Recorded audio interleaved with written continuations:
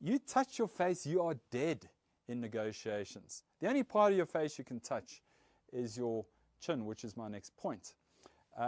Touching your chin is actually quite nice in negotiations, but this is also quite acceptable. The problem with this in negotiations is you can easily do this.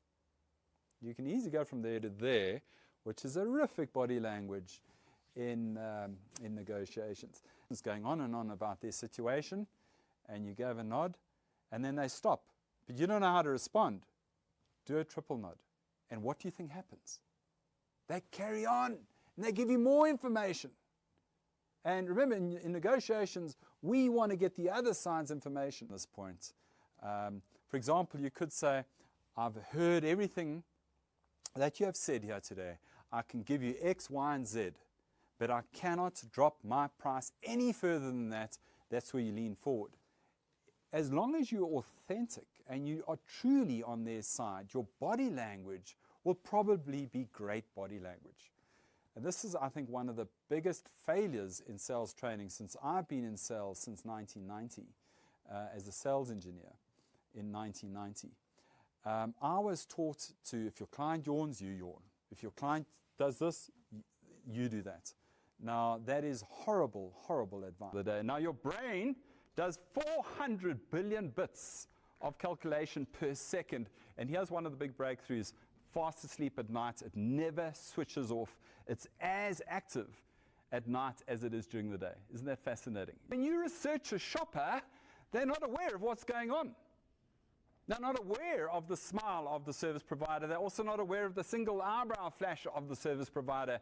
And we did a little sample test this morning, walked into a shop in the history, and the interesting thing on a brain scanner, when a young teenager looks at that sign, it fires a part of his brain over there called the nucleus accumbens, which says, I need one. Isn't that fascinating? It's fascinating. And you can actually encourage your customers just to be in that happy status, because when they are in that happy status, they actually will purchase more. So thank you very much to Ian. And Neuroscience, wow, I never knew I had so much brain power. Welcome to this Psycho webinar. We're talking marketing with Ian Reeder. He's a chartered marketer with Marketects Consulting. Hi Ian, welcome. Thanks, Erta. Ian, you're talking to chartered accountants, numbers people. So if you could bring it down to the numbers level, what is marketing about? Marketing is improving your top line, improving your middle line, and if you do that, you'll improve your bottom line. It's as simple as that. Do sales come into this? Sales is a very, very big part of promotion. One of the big 7 Ps of marketing is promotion. And sales, and particularly for chartered accountants, is probably the business-to-business interaction, face-to-face interaction.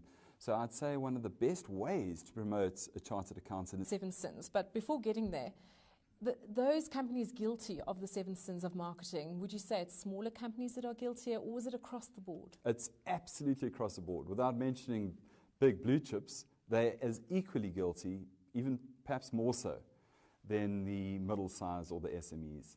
You know, they really are. For me, it's fascinating how a blue chip company can make such massive mistakes and get away with it as well. Numbers. And a typical goal or objective for a chartered accountant is let's match the GDP growth rate, which is 1.3% at the moment. Or let's double the GDP growth rate. That is absolutely strategically meaningless.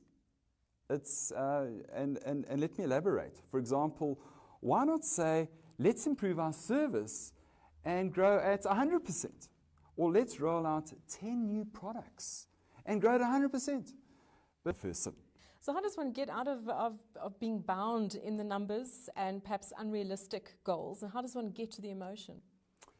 Well, my second part of the first sin is, A, your goals or objectives aren't just strategically meaningless, but they don't evoke an emotional response in your people. For example, if you were my boss and you said to the organization, let's grow at 7% this year, does that get me out of bed in the morning? Said to the organization, let's grow at 7% this year.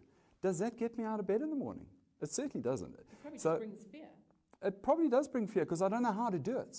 You know, maybe I can just work harder, but in a downswing economy, I need a leader and a boss or a manager to say, we're going to do X, Y, and Z, and that's how we're going to grow 7%. It's categorically proven wrong now.